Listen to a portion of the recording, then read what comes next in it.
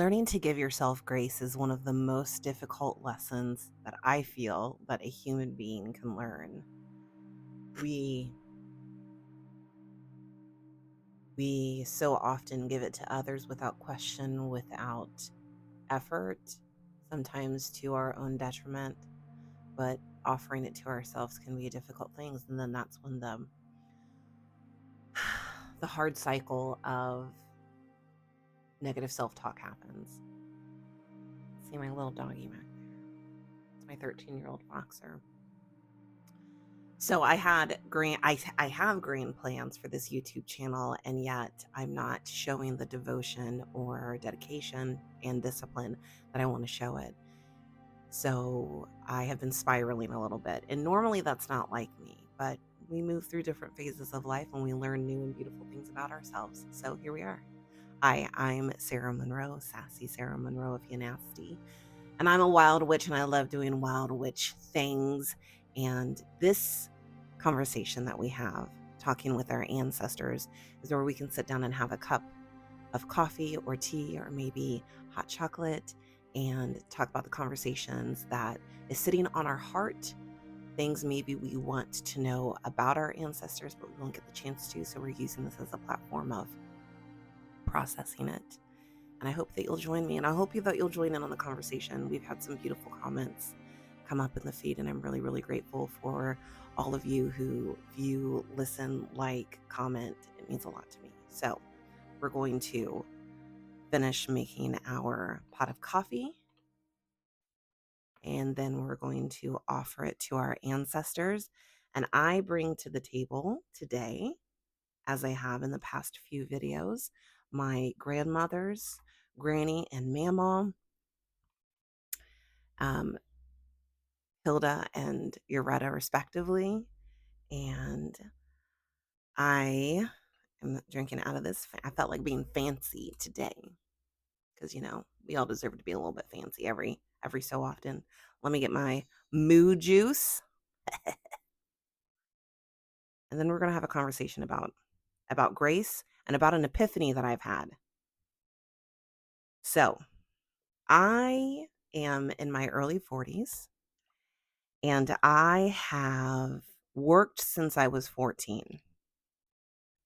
And I feel that I have a fantastic work ethic, especially when I have a boss. If I have a boss, if I have somebody to, quote, prove myself to, I am Janie on the spot. I am there. I'm doing the best things that I can do. I'm taking care of clients. I'm taking care of customers. I'm taking care of everyone else's needs to make sure that people can look at me and go, that woman right there, she knows her shit. She knows what she's doing. And I take pride in that. I want that the validation, the accolades that come with this person knows what they're doing. Claps to them, right? That's what I'm aiming for. And that's where I struggle. That's what's keeping me from going forward. What I mean by that is, for the most part, I would say in the past 5 years, I have held a handful of different jobs, which isn't like me. Most of my work career I've held for 5, 10 years plus, same job every day, doing the things, doing the things, doing the things. But since I have founded the Temple of the Rebel Goddess, or co-founded, I should say, not founded, I definitely could not have made it happen without my beautiful and wonderful work partner, Sam. But when I've done ventures on my own, I host women's retreats. I host gatherings. I did things virtually for a while until we created the space for the temple. And I noticed that I did not put as much effort into my own individual things as I did into collective things, things where I'm working for other people essentially. And then I had this beautiful grand idea to start a YouTube channel. And the reason why I wanted to start a YouTube channel is because I wanted to bring a lot of the knowledge that I have and bring it over to a platform where it was completely 100% accessible to absolutely anybody, meaning you don't have to have money to be able to gain access to the things that I've learned over a 20-year career. because to me, the medicine, the understanding, the teaching is more important than the money. However, I still need to pay my bills. I still need to make sure that my children have what they need. And the beautiful thing about YouTube is that maybe one day you can eventually become monetized. And so I thought about doing that. And I've made plans on top of plans. I had lessons and thoughts and ideas of videos that I could bring out. But it's the sitting down and the actually doing, right? That's where the difficulty is. And then I realized if I was doing this for an employer, I would probably doing it to the best of my ability because I would have someone to prove to, and I would also be getting guaranteed money. Doing it for myself has proven to be extremely difficult, and I wish that weren't the case, but it is what it is. So this past week, I had this epiphany about why am I doing this and what am I doing this for? I'm doing this for my children so that one day they can look back on silly videos of their mom and maybe grandmother. Maybe one day I get blessed to be a grandmother. And I know that I've explained this in a different video, but this all goes together. My beautiful melting pot, my beautiful cauldron. I realize I haven't been looking at the video for the most of this time, and that's like the number one rule when it comes to YouTube videos. Ask me how I know. I've done hours of research. I've done more hours of research than I've done of recording. So, but anyways, I digress. I like to take care of future Sarah. And what I mean by that is little things. Like for example, because I use this is my coffee pot.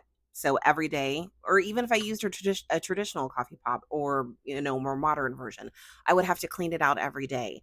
And for those of us who drink anything that takes preparation, whether it be tea, whether it be hot cocoa, or whatever variation there is out there, we have to clean to prepare for the next offering, right? So present me has to take care of future me to clean it. Now, future me can very well just clean it, but sometimes those 6 o'clock mornings are real rough. And how beautiful is it on the evenings that I think about 6 o'clock a.m. version of Sarah, and I go, let me go ahead and clean this. Let me go ahead and take care of this so that future Sarah doesn't have to, and all she has to do is boil the water, throw in the coffee pot or the coffee grounds, and boom, done. So past Sarah is taking care of future Sarah. It's kind of similar in exercising. When we exercise, we're not doing it for that version of us. That version of us is sometimes struggling to get through an exercise, but we're doing it so that future version of us doesn't have to suffer. And I'm also at the beginning of I don't want to call it a weight loss journey because it's not, because that might not be what happens. I'm in the beginning of my tending to my body journey so that if one day, if I'm blessed to see 80, I can lift myself up off the toilet because I have been preparing myself for the last 20, 40 years. So this is the epiphany. All of this is to say this is the epiphany that I had today. In doing the YouTube videos in the hope of one day becoming monetized, in the hope of getting my message for whatever it's worth out there, my medicine for whatever it's worth out there, my heart's greatest desires to come to fruition in the eyes of the public. Because I'm an extremely, extremely private person. So this is extremely vulnerable for me to do these things because I can't control who sees it. And that's really overwhelming sometimes. However, the idea that I am self-employed and part of my career is no longer true. I am in the employment of my crone, of my elder self, of my hag, of the version of me that is 20 to 40 years in the future that will look back at this version of me sitting here right now enjoying my cup of coffee with a bunch of strangers on the internet. That version of me is going to look back on this one and go, good job, Sarah. You did exactly what you needed to do to make sure that we were taken care of, because that's the important thing. My children were born through me, but they are not for me. So this journey of my life is completely my own. And I had a helping hand in guiding them. And sometimes I did a great job and sometimes I didn't do so much of a great job. But the journey that each one of us has is as an individual soul experiencing life on earth. Your soul looked at the formation of your body, looked at the future of all possibilities of what you could have experienced on life on earth, and your soul said, yes, I want to experience life on earth. I want to learn the lessons that I need to learn in this iteration inside of that body. So, what does this body offer to you? What does this heart offer to you? What does this egoic mind offer to you as in your infinite, wild, divine, all knowing soul? So, my crone, my elder, my 20, 40 years in the future version of myself is going to one day look back and go, good job, girl. Good job. You did exactly what needed to be done so that we could be right here where we're going. So I hope you join me on this journey. My goal is that when I hit monetization is when I will share the big news of my big, wild, crazy dream that I hope to come to life in with the helps of YouTube and the internet and the people and the wild, beautiful souls that are here right now on this earth. So tell me, what is your wild, crazy, wonderful dreams that one day maybe your elder self, if you're blessed to see that age, can look back and go, good job, you did exactly what needed to be done.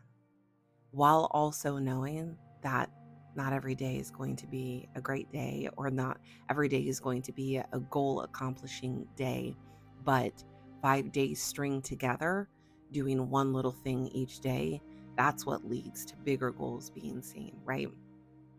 Yes. So tell me, what are your dreams? Because I think about what the dreams of my ancestors were. And I have a lot of videos that I want to do to talk about trying to envision the experience of my grandmothers and what they went through and what their dreams were. Did they dreams to live in the hollers of the Appalachia region? Or were they trying to get out of there? Or were they trying to make a really good home? Or were they dealing with things that we couldn't even possibly understand? And we'll never know. So tell me about your dreams. But I'm also going to read about giving ourselves grace. So this is a very small excerpt, and it is from the same book that I read from last time, which is The Movement, The Serpent and the Wave, A Guide to Movement Meditation. It really is a beautiful book and beautiful different ways of experiencing similar modalities of meditation, or different modalities of meditation through different ways of being, whether it's movement, whether it's breath, whatever it is. So this is on grace. It is no coincidence that we use the word grace both to describe physical beauty of movement and for a state of spiritual blessedness. When life energy flows in its fullness through any living being, it manifests internally as pleasure and externally as grace. Grace and pleasure are natural attributes of the sacred. Every time you ignore what gives your body pleasure, you lose some of the grace that every child and every wild animal possesses in such abundance. Grace is a wonderful word, one of the few in the English language that stands as at the intersection of the physical and the spiritual, reminding us that our task as human beings is not simply to identify ourselves as spiritual beings, but to embody spirit. Grace is the fruit of such embodiment. Where are you showing yourself grace? Where are you showing yourself devotion? Where are you showing yourself where you can experience your wildest dreams? I hope you come on this dream journey with me. And I hope that the future versions of me will show the discipline and the devotion to take care of the even further future versions of me. See you later, sweet souls. Bye.